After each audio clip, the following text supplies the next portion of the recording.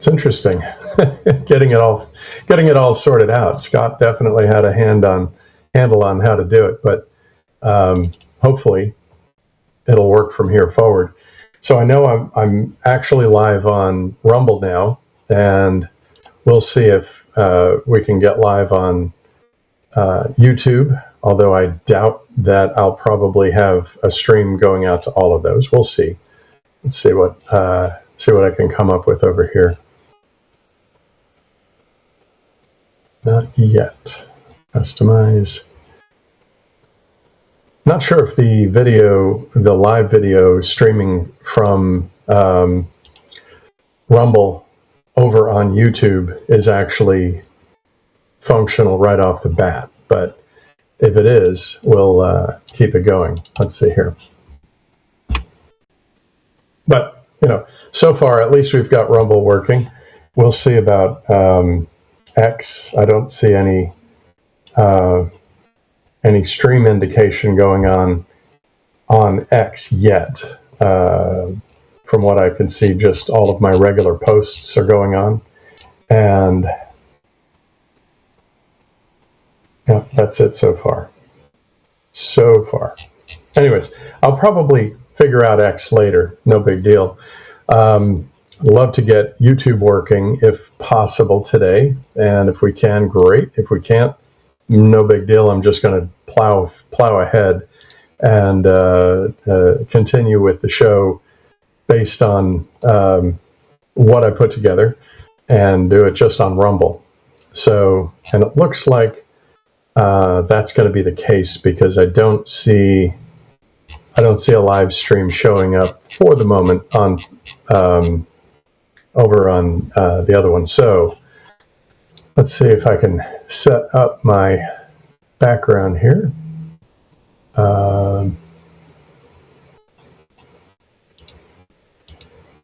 So one of the things that I wanted to do for sure is the simultaneous sip as a starting point.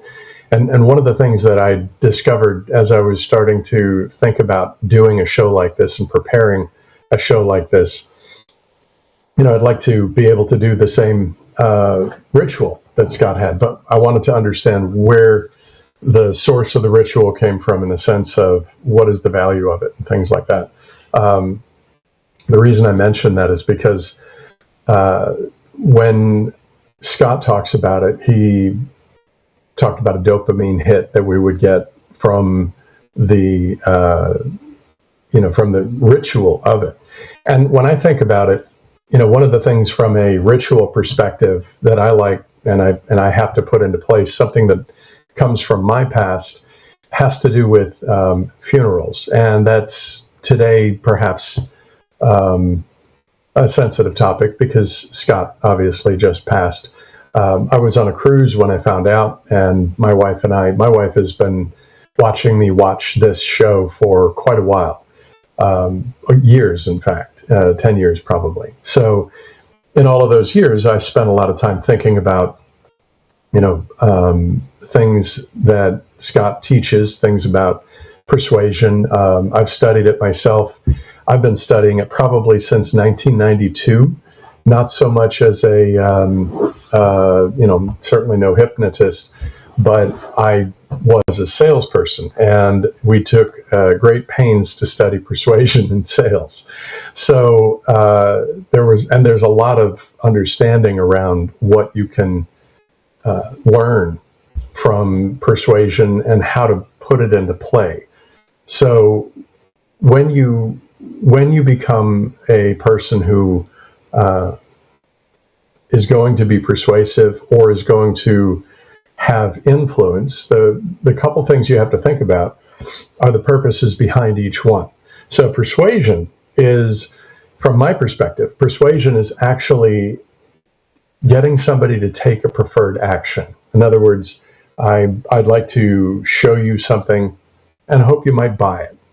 And the second one is influence. Influence is a little bit more about behavior modification, where what we're trying to do is get you to do something consistently. From my perspective, one of the things that the simultaneous sip does is makes us all want to do it, right? So by wanting to do it repeatedly, that's causing an influence. That's creating an influence, and it's modifying our behavior. It makes us want to go. And so if you watch Scott's show on a daily basis and you're consistently doing the sip, then you're conditioned into wanting to do that sip. So whenever I hear the litany, if you will, it makes me immediately think, yeah, where's my cup? Not only where's my cup, but if I don't have coffee in it, I'm going to be pretty annoyed. And one of the funniest things about that is I would go for a walk in the morning and listen to the show. And as I'm walking, I'm trying to make sure I have a cup. Well, I don't have a cup. I don't bring a cup with me on the walk. But as Scott is reading the simultaneous sip, the litany, I'm going to call it, I would gather saliva in my mouth so that when it was time for the sip, I would swallow the sip. That was just a way of making sure that I was still taking part, even though I'm out there just walking and didn't really have any kind of, beverage with me at all. So I filled my vessel, which was my mouth, with saliva so that I could have something. But that said, grossness aside, I hope that doesn't bother you much. Let's take a chance and do the litany now, simultaneous sip. And if you're going to do that, all you need is a cup or a mug, a glass, a talus, a let's start that over. A cup or a mug or a glass, a tankard, chalice or stein, a canteen jug or flask, in my case a jug, a vessel of any kind. Fill it with your favorite liquid, and I do like coffee. Join me now for the unparalleled pleasure, the dopamine hit of the day, the thing that makes everything better, the simultaneous sip. And it happens now. Go. That was a sip through a straw, but still, it was good. And yes, I enjoyed that just as much as I did as if Scott had been on with us. So I hope that if you've taken part in that, you also have had the opportunity to experience that good feeling that comes from doing a sip simultaneously, even if it's on a recorded view later. So with that in mind, I want to go ahead and talk about a few of the things that I noticed that came up. So when I say I noticed, I should say brought to my attention. So I've built a couple of AI prompts that run on a daily basis, tasks. And those tasks are basically grabbing some headlines and some information. I went back to one of Scott's videos, looked at all of the different videos that he had talking about how to set up his show. And one of the things that he talked about was his sources. So I went out, I found all of the sources, put them all into a prompt with the links for the pages that the sources are identified from. So for every one of the people that he mentioned that are good follows on X, I took that list of people, searched them out on X, found their the page that they have on X, and put that into the prompt so that the prompt would be able to go find the source material and bring in some information. So today, the information, the headlines, basically the Iran bloodbath blame game. This is mainly about the headlines of what's going on in Iran. The Greenland temper tantrum, which is more about how Trump is impacting Greenland with his commentary and an expression of what he wants to do with Greenland if he can acquire it in some manner. Then Minneapolis ICE infernos. So to begin with, let's start with the Supreme Leader. Ayatollah Khomeini admits thousands are killed in protest and blames Trump and the protesters themselves. Iran's Supreme Leader, Ali Khamenei, delivered a speech today admitting several thousand deaths during the ongoing anti-regime protests and labeled them a sedition fueled by U.S. interference, specifically calling out President Trump as a criminal for casualties and damage. Activists reported nearly 2,900 killed in the crackdown, with the regime shutting down the internet for over 200 hours and arresting protesters as terrorists. Iran's military chief also complained of cognitive warfare by enemies, distorting realities via media. This escalates tensions. This escalates tensions with the U.S. strikes, potentially imminent, as an American supertanker took off from Qatar. Now, the multiple sources behind this give us a couple of things. So, Khomeini's speech is essentially blaming Trump and this is coming out of the Times of Israel. They're a live blogging site. The activist death toll of the 2,900 is according to CNN. And this really plays out as the two movies on one screen. So on movie one, the narrative comes from the regime-aligned sources like Khomeini's office and frames the deaths as necessary to quash seditionists, backed by foreign meddling and portraying Trump as the aggressor. In movie two, the screen shows details from the activists themselves and Western media showing a brutal government massacre of peaceful protesters, with the internet blackout hiding the atrocities.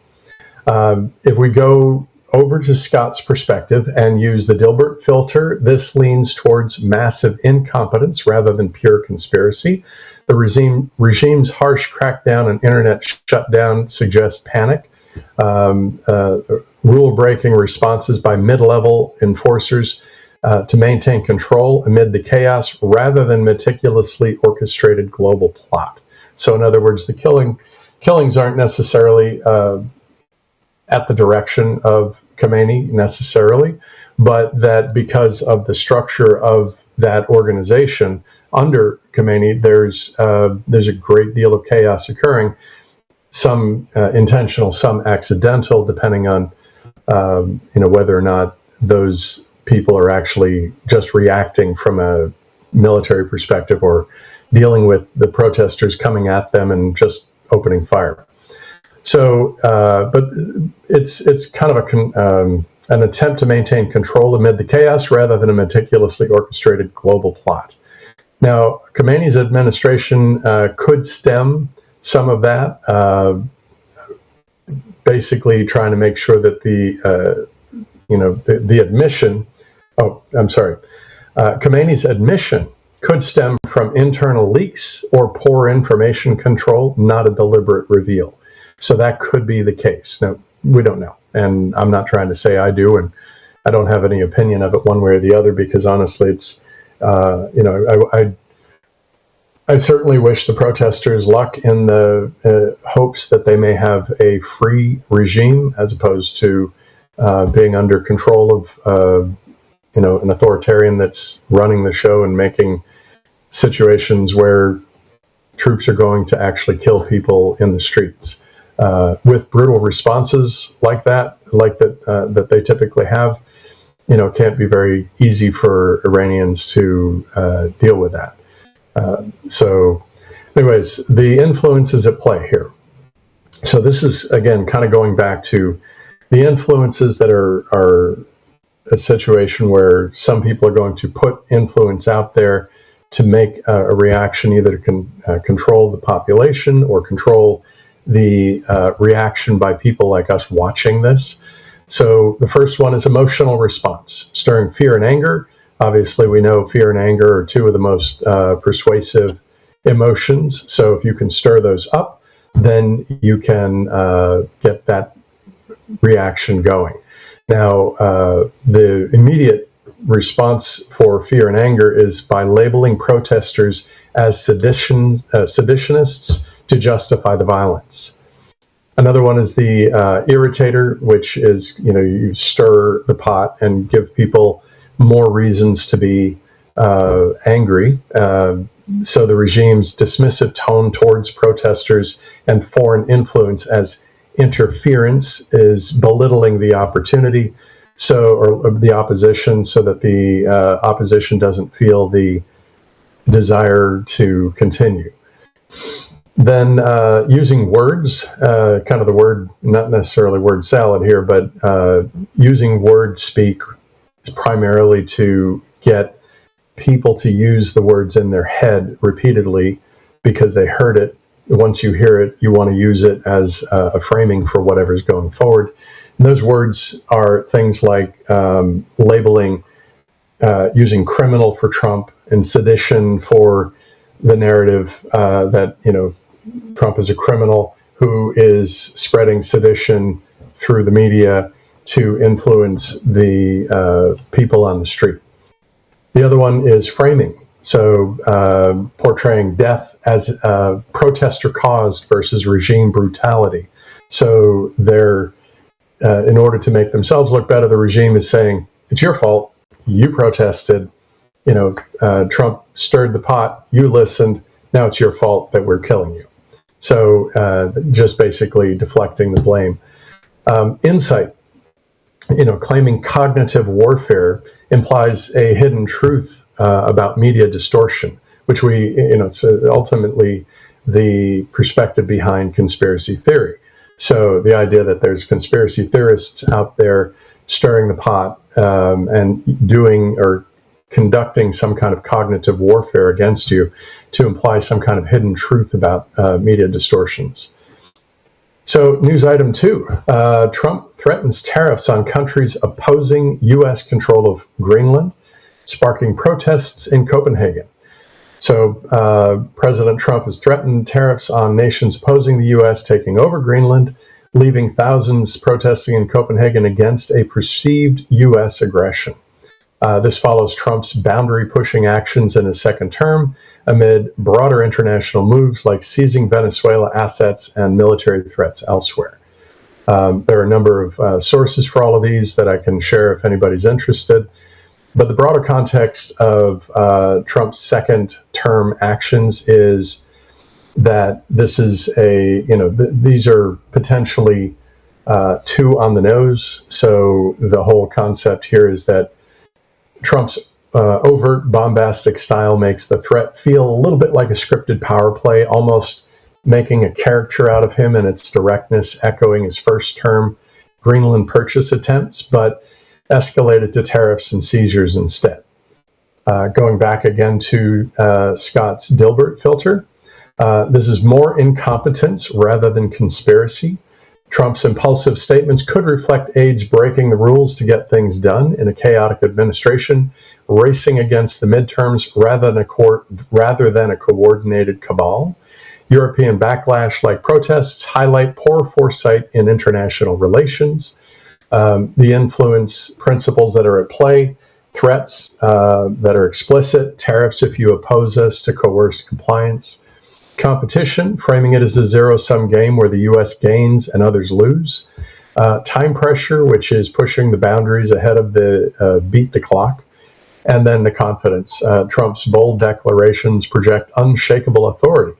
So in preparing for this, one of the things that I looked into was different areas where the confidence game or people being ultra confident in their discussions might be part of how they could change things on a dramatic scale. And Nelson Mandela actually comes up in that topic because basically, he was obviously spent years in prison, arrested the entire time, maintaining a very specific and core message, and he never changed that message. He kept it consistent throughout the entire time. And basically the message was unshakable. He never changed it. And because he maintained that confidence over a very long period of time, more and more people were inspired to follow his perspective. That confidence, the continuous high level of confidence, infects other people around him, and then ultimately became a spreading kind of effect that the confidence infected the people surrounding him, and then eventually they had that confidence, and that confidence multiplied as more and more people were impacted and influenced by that confidence, and then ultimately it led to the persuasive aspects of that confidence causing him to be released and the outcomes that came about after that. Now, the other item that's at play in this is scarcity. So implying that Greenland is a rare strategic asset that the U.S. must control now. So by declaring it a scarce resource, it becomes a zero-sum game. We have to have it. And I think if you were to, if the administration wanted to have a better impact, it might, the implication of the scarcity is certainly logical and makes sense. And I'm just noticing something really funny now that I've started talking here. One of the things that Scott did, and I'm not doing this for any affectation whatsoever, but during his show, he would do exactly what I'm doing right now because his nose would run. And I'm finding the exact same thing. Maybe when you talk continuously for a long period of time, it seems to trigger something. And rather than just wiping my nose constantly, I'll try and use a tissue. Might be a little more sanitary and hopefully less annoying. But the idea, though, going back to Greenland is a rare strategic asset, and that if we don't have it, then Russia or China will have it. That is, again, an implication of scarcity, so that certainly everybody in the United States who is listening to President Trump is going to say, I see his point of view. That's a rare strategic asset. We should absolutely have control of it, because if we don't, then our competitors out there, China and Russia, certainly will. And if they do, then that could have negative connotations for us in the future. Now, I can't say that, I'm no global strategist to decide what makes sense. I never, the best global strategy I've ever had was playing a game of Risk. And I don't recall, I believe Greenland was on the map as its own asset that you could move into. I can't remember. But if it was, then I believe it was. It certainly made it easier as a jumping off point. But being the type of geography that it is, with the amount of cold and ice that are there, I'm not certain that we would necessarily have to, I don't think it's going to be a staging area, if you know what I mean. At least not for troops and people, one way or the other, from any country. Very difficult to move, tens of thousands of people into a frigid frigid land, and then plan on moving them from point A to point B into the next stage. So, certainly, obviously, for the resources, totally makes sense. The oil reserves that apparently are discovered off the coast of Greenland on the Canada side, that in that gap between, there's apparently a large reserve there. So that certainly makes sense to want to extract from. And likewise, all of the different rare earths that are available apparently in Greenland, those would be logical to mine just like anywhere else in the world at this point. So, and one of the things that's kind of interesting when we look at our country and our resources, one of the things that has been happening, when you look at all of the different things that are being put in place by Elon Musk and Tesla and SpaceX, the fact that they've just created a refinery in Texas for lithium, making it easier for them to basically verticalize their supply chain for Teslas and batteries.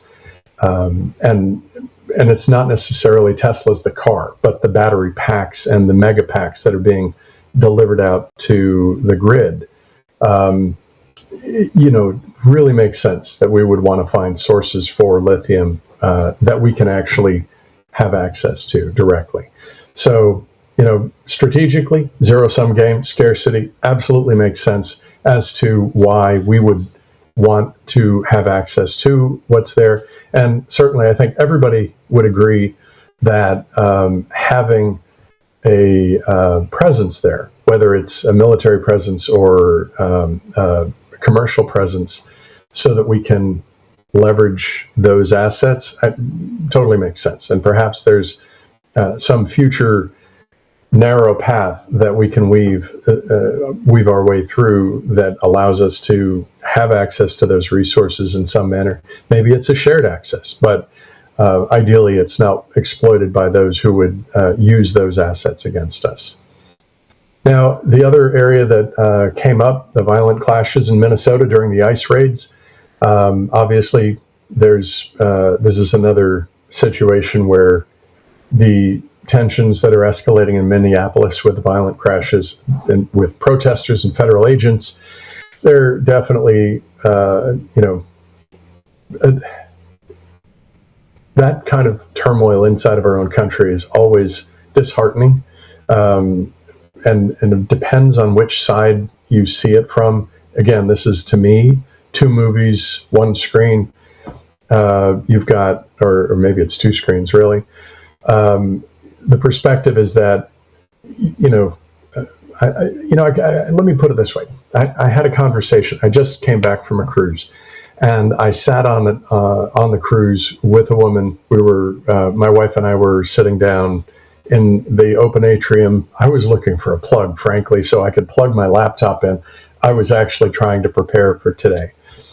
And I wanted to get into looking up a bunch of information so that I'd have something to present and talk about. And this couple that we sat next to, the husband was a legislator, apparently, no longer in service. He's retired. And his wife, probably 10 or 15 years younger than him, was, I don't know what she did. I think she was a nurse. Yeah, she was a nurse.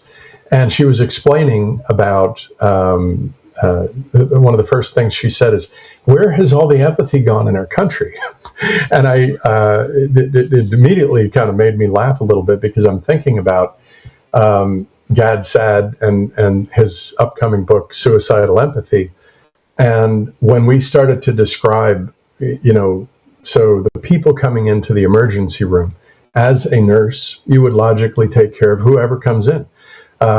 And it makes me think back to shows like MASH. I remember in MASH, there was a couple of episodes where you had the American soldiers being brought in by helicopter. They were brought in for surgery. Hawkeye and a couple of the others were just helping whoever came in. And so obviously we had wounded soldiers from the U.S. side coming in, and then they brought in a Korean national, wounded, and they took care of that person as well. And there was no discussion as to whether or not the surgeons would take care of them, because, Hippocratic Oath, a wounded person in front of you, you do what you can to help. That's it. That it's not about, I'm going to selectively help based on you're from one country, you're from another country, you're my enemy or you're my friend. It didn't come down to that. There's a different operating system in a healthcare system where when you get in, that Hippocratic Oath takes over, number one, which is heal the wounded, right? And you don't care which side they come from. And we want that in our healers, because in the end, it doesn't matter which side you come from. We want to make sure that we're taking care of those who are needing care. On the other hand, there was a triage nurse, and I believe, if I recall the episode correctly, the triage nurse was attempting to route the Korean, or somebody was trying to influence the triage nurse to route the Korean national away from care in favor of other people that were on the U.S. side getting care. And I believe maybe somebody died in that episode where the one of the people who died might have been a U.S. Person who didn't get care in time because they took care of the Korean. I don't know. I can't remember. But, it becomes this ethical dilemma of who do you care for and when?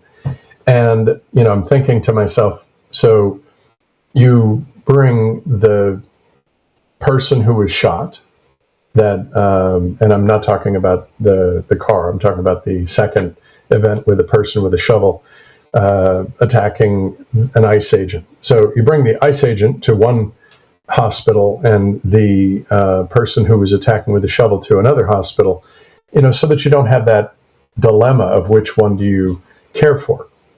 At least that would be a perfect world situation from the healthcare operating system of bring the wounded to me, I will care for them. But this woman that I was talking to on the cruise was explaining that, and she had a very good perspective, and I understood it, and I agree with it. I do believe there has to be. It's sort of like a robot, right? I hope healthcare professionals out there don't think of me as taking down anything related to their profession by saying this. But in a perfect world, you would have robots who handled your healthcare. And the reason I say that is because they would not have to be convinced to take care of one person over another. You just take care of both. And so the robot wouldn't listen to the perspective of the influencers around. They would say, I see a broken bone, I'm going to fix it. I see a gunshot wound, I'm going to fix it. And that's all there is to it. And they follow that strict protocol so that there's no question about what actions to take. Now, on the other hand, people who are agitated, people who are upset, and either from the side of a protester or from the side of a law enforcement official, either one of them might have a different opinion of that. And this woman was explaining that perspective. And one of the things that she immediately pointed back to, which I thought was immediately interesting, was that she called the ICE people Nazis. They ran around in masks, and they were, taking people out of their homes, and that they were, that was it. And they were sending them to countries outside of the U.S., could be any country. And when it came down to it, I said, well, and sometimes she was trying to say that, well, we shouldn't be sending them to other countries. And I was saying, well, if the original country didn't want them back, then we have to go somewhere. And so when the government makes an agreement with another country that they can take those individuals, then so be it.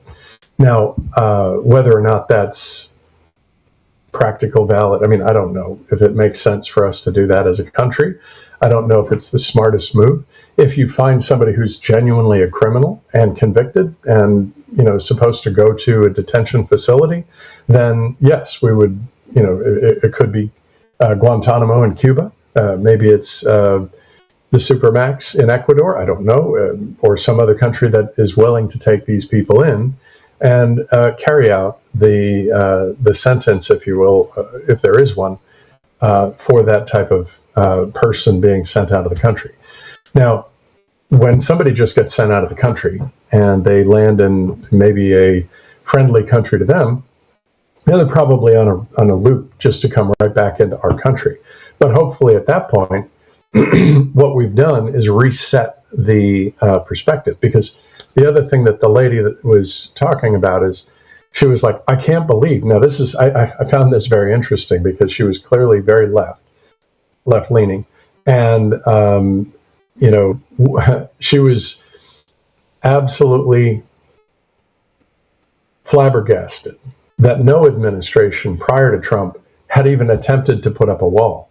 So she was sympathetic to a wall. She was sympathetic to locking down the border and preventing entry of people that were coming in maybe illegally or from other countries with a malicious intent.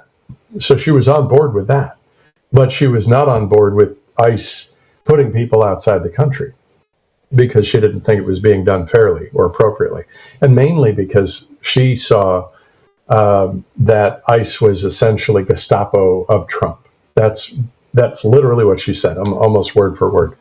And when I said, but where are the camps? Because if you think of Nazis, the Nazis delivered people, they either killed them or delivered them to camps. And, and she said, and the mentally ill and the deformed or the people with disabilities were killed for the same reasons. They were, because they weren't going to be part of the master race. So all of that came across as, she became very, very incensed when she started talking about ICE in those ways. And what was very interesting, I was watching her facial expression as she was talking, and the most amazing thing happened to the caricature of her face. She was very expressive, smiled, talked. Prior to that, she had actually gone, had a drink with my wife, went to the bar to get a drink and came back and sat with us. And so we're sitting there talking, and my wife talked to her husband for a few minutes, and I'm talking to her. And as she was getting very passionate about her perspective, talking about the lack of empathy and how, she felt that ICE agents were Nazi and the masks proved it. Her eyes, this is what happened. So the area around her lips tightened in, and she had like wrinkles all around, like little tiny wrinkles all around her mouth as her lips compressed in anger. And her eyes kind of, it was like the kind of concentration you have right before a fight. And what was interesting about it was that she was gearing up for a fight with me. And one of the people that had come on board the cruise with her apparently was a fairly well-to-do woman whose husband had died, and she was in her 80s, mid-80s. And when we realized that we were starting to clash, and I'm kind of, I'd like to say that I modeled somewhat personally on the way Scott presented himself to us, in the sense that I'm a person who is kind of middle of the road. I'm not super far right, and I'm not super far left. So, I've certainly taken the time in my life to read up and study on just about every religion on the face of the earth at this point. Certainly there's probably some that I haven't, but all of the major religions, I've actually read their texts. So I've read the Bible multiple times, read the Quran, not very good, not very well, not very deeply. I've read Buddhist writings, and I've read a lot of Far Eastern literature from a variety of sources. So, I feel like I've kind of taken a long view on all of it. And, I'm conservative in terms of how I would like to see certain things occur, but liberal in the sense that I'm very much, I like technology. I want to see technology advanced. I'd like to see our culture and our world advance forward as much as possible. And that, as Scott and President Trump now and other people that are in the technology side would say that, potentially our future is a golden age, that we may actually have a wonderful run as a result of technology if it's used well and if it's used positively. Just like anything, you can use it for good or bad. The two movies on one screen predominates just about everywhere. If you're the one losing a job because of technology, it's not a good movie. If you're the one who's benefiting from it because you're creating that technology and your stock portfolio or your income is dramatically improved as a result of it, you're certainly going to appreciate it. But I think where, how we all benefit from this type of future golden age is only going to happen if we lean into it a little bit. So again, this is going back to really trying to understand why, my perspectives are what they are, and being able to talk about topics like this. I'm trying to do it from a neutral perspective. I certainly want to understand both sides of the story. I don't want to be purely conservative for the sake of being conservative and to heck with everybody else. But at the same time, the left-leaning side of me that is pro-technology, pro-advancement, progressivism, if you want to call it that, that exists too. So, it kind of puts me in that middle of the road area. And, there's a lot of things about both sides that are appealing and a lot of things that are not appealing. So when I think about this perspective of,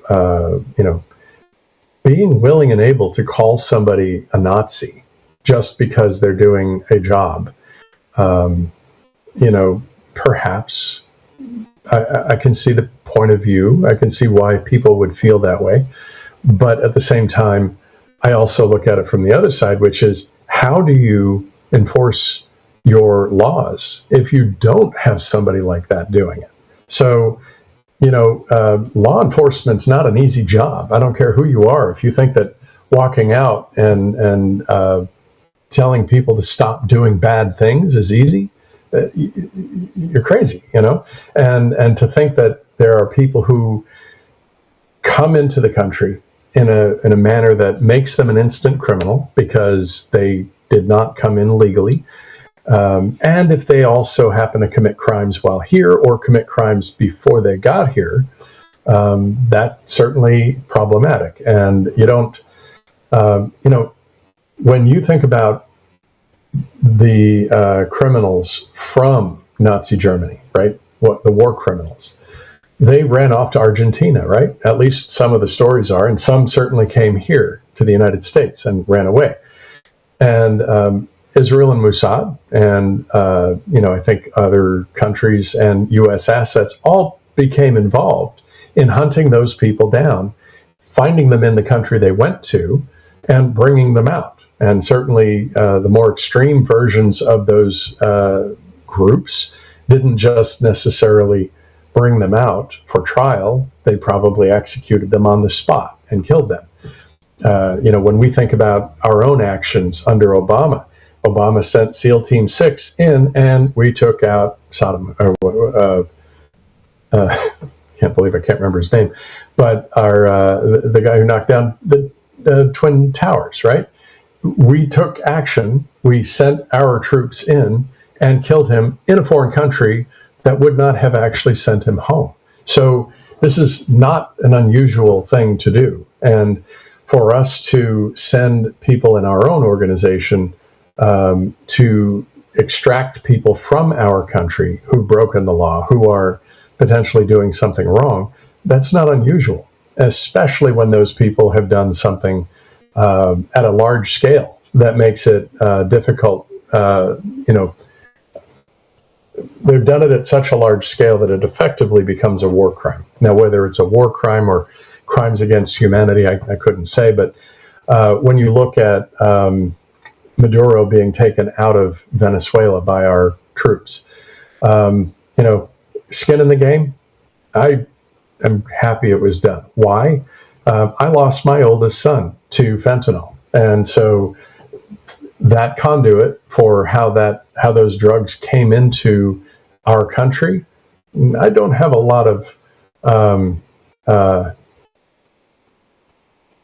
empathy for Maduro under the circumstances, any more than I think Scott did based on the same circumstance that he experienced, or anybody else who's been through this. And I don't know people my age, okay, and I'm not a boomer, I'm actually a Gen X, just on the edge of both, but more on the Gen X side.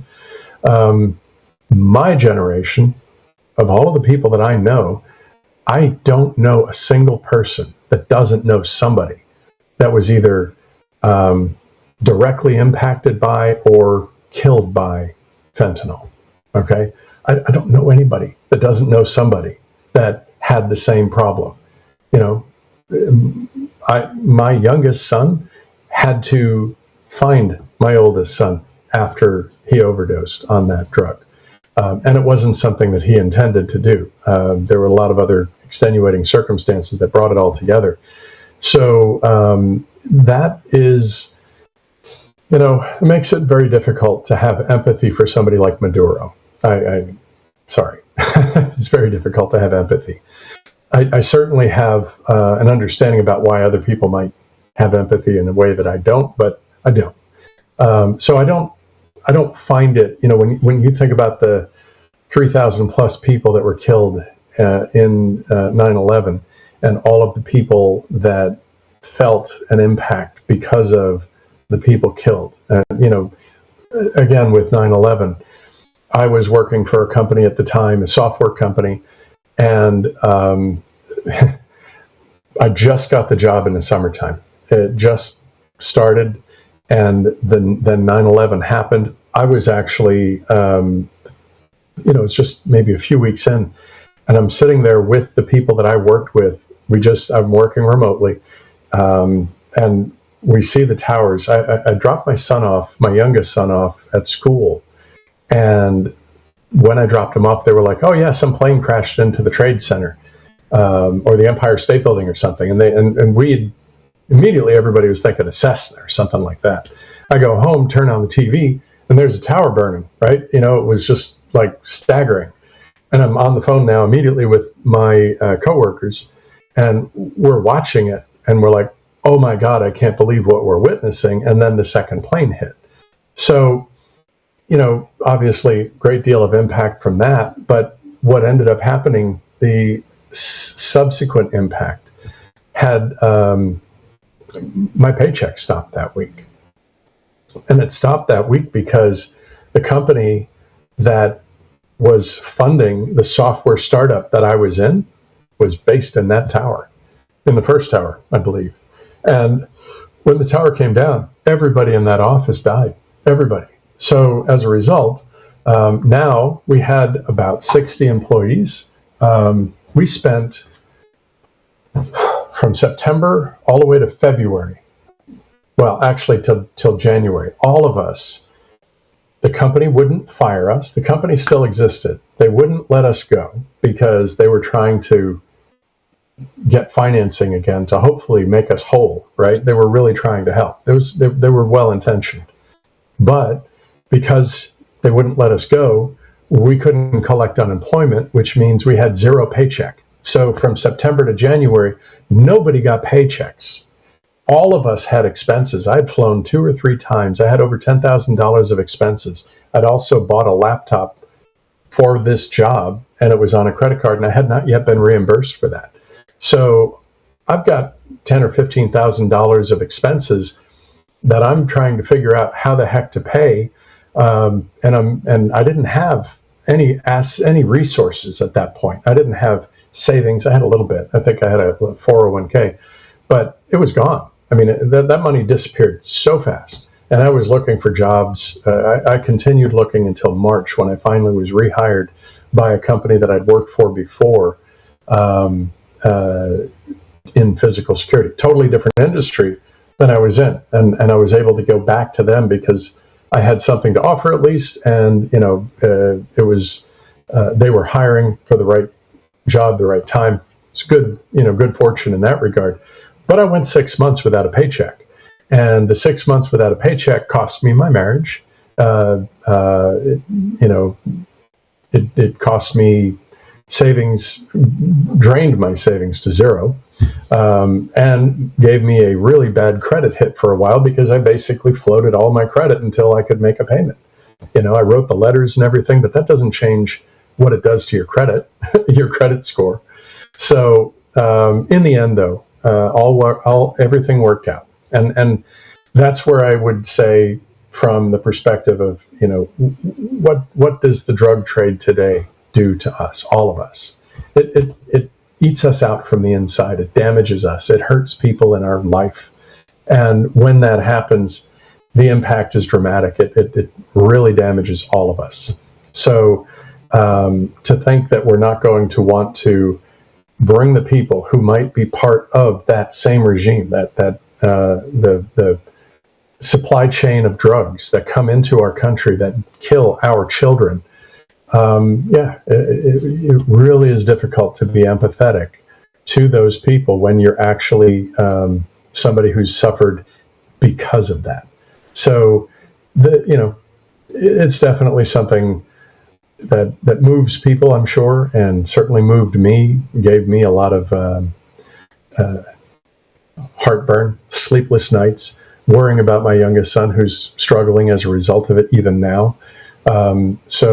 These are they're difficult things to come through and get over. So, and I think the other area, I'm gonna get out of the political perspectives at this point, or talking about the current events, because there's a lot there, but certainly not something that I want to make my time. I don't want to focus all my time on that. What I'd rather do is talk about some of the things that are positive and some of the things that have been a good influence in my life and in the world. And Scott is one of those things. One of the things that Scott taught was being able to understand how the filter on reality, persuasion, understanding persuasion. The number one reason that I feel learning about persuasion is important now is not necessarily because you want to be persuasive, although I learned it for that reason.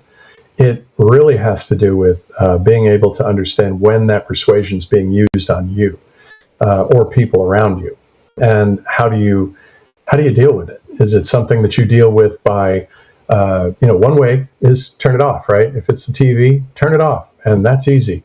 Stop.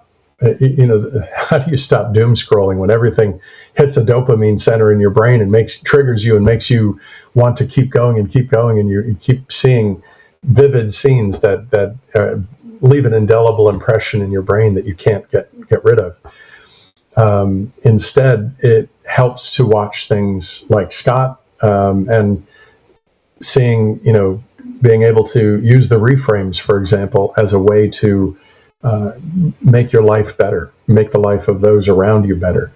And I kind of think of myself as, while not a public figure, I definitely feel like I'm an internet dad of sorts. The internet dad, for me, that perspective really comes down to being able to help others. So right now, I'm still trying to help my son, help him kind of come back from the difficulties of losing his older brother, my other son, 4 years ago, whatever, it's 4 years ago now. And also my niece, who she came to live with us in high school when we lived in California.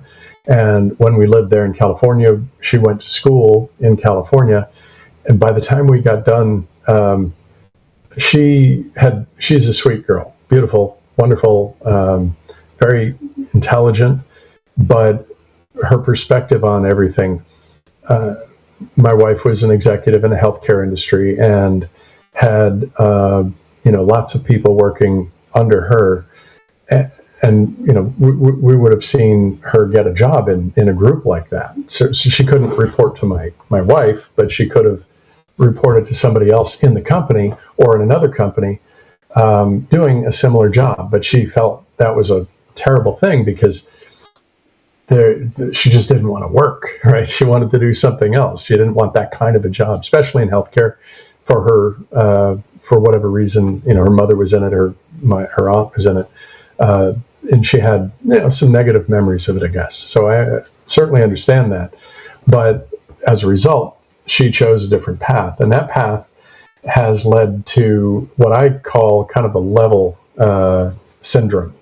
And that is, and my son's in this same boat right now. And also, by the way, my older son who passed away, he had a son. So I have a grandson and a daughter-in-law effectively now. They didn't get married, but she's my daughter-in-law from my perspective. And that relationship, she and I have also spent years and years corresponding and talking about different things and how to improve, because she'd like to own a house. She'd like to have kind of like a home base for the kids. She's got 2 kids now. And I'm constantly trying to figure out how to inspire her, my niece, and my son to level up. They're all basically what I would call level 1. Level 1 to me is when you figure out how to survive, but you're surviving on the auspices of others.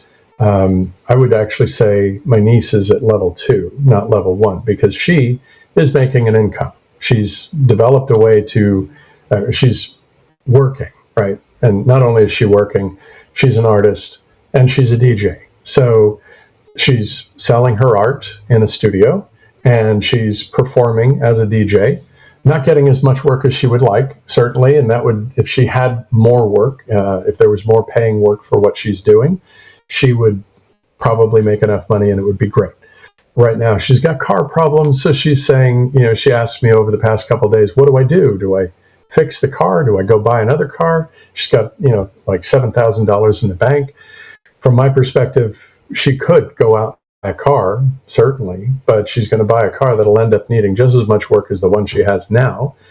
The one she has now, she bought really inexpensively from somebody who no longer used it.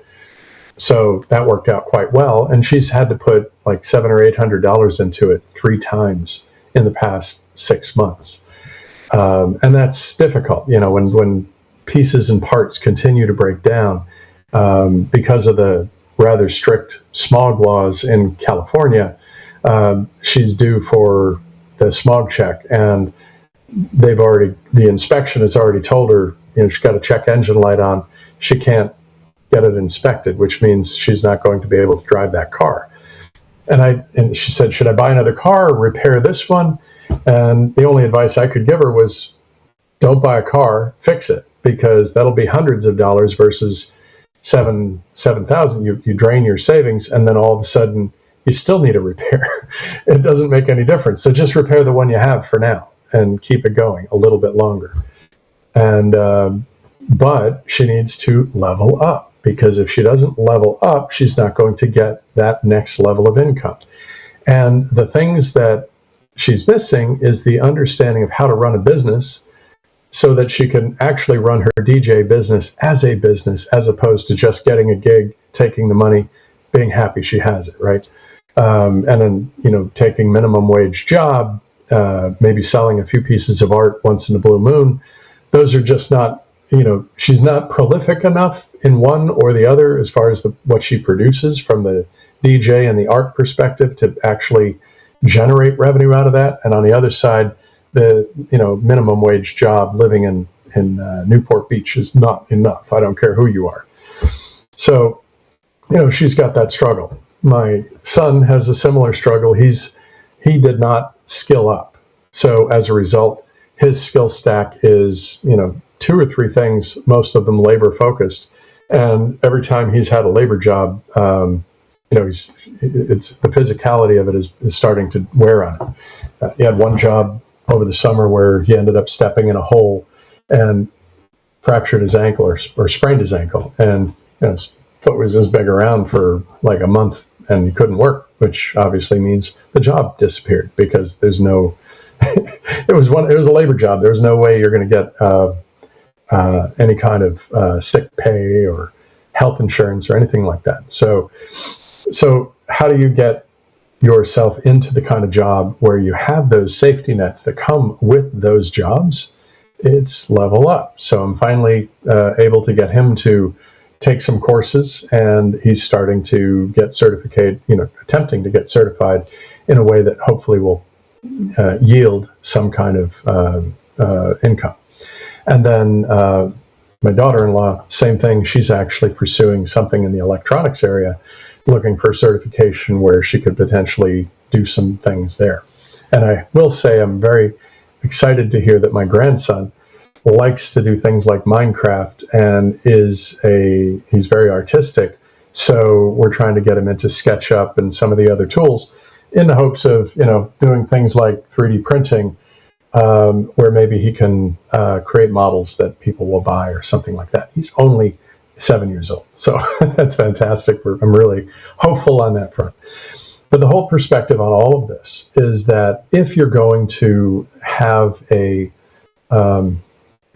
enough income to survive today, you have to be doing, there's a lot of things you need to be working on. Building your skill stack sufficiently that you can either, 1, be attractive to hire, or 2, you can be a business owner, somebody who can actually go out and conduct a business, run a business, and hopefully bring in enough income to survive. So in the future, if I spend more time here in this venue and folks decide they want to listen to me, I will continue to do that. And I will talk a little bit about the journey of those three and how what I'm trying to do to help hopefully works.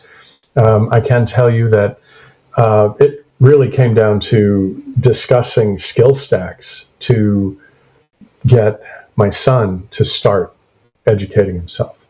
It came down to the concept of leveling up to get my niece to start, looking at things other than her minimum wage job, DJing and art. And with my daughter-in-law, the same thing. She recognizes now that she can't live off of a subsistence income and expect to own a house. So she's willing to level herself up and also take some inspiration for her sons so that they can level up or start off leveled up early on. So those are the kind of things that I'd like to talk about in the future if I continue this and if you are interested in watching me do that. So let me know in the comments on any of the platforms or direct message to me if you'd like through X. I'm Skills in Time X on X. So it's at Skills in Time, all one word with a letter X at the end. You can find me there. You can find me on YouTube, David S. Hawkins, or Dave Hawkins, I believe. I'm not sure. I'll clarify that and have it in my stream notes in the future. And same thing, I've got a funky name over on Rumble. It's Chromehawk. Just comes from an old friend gaming thing that we did. So one way or the other, I do hope you'll come back. I hope this was worth your time. And if it was and is, I will continue it. If not, I might continue anyway. All right. Hope you all have a great day.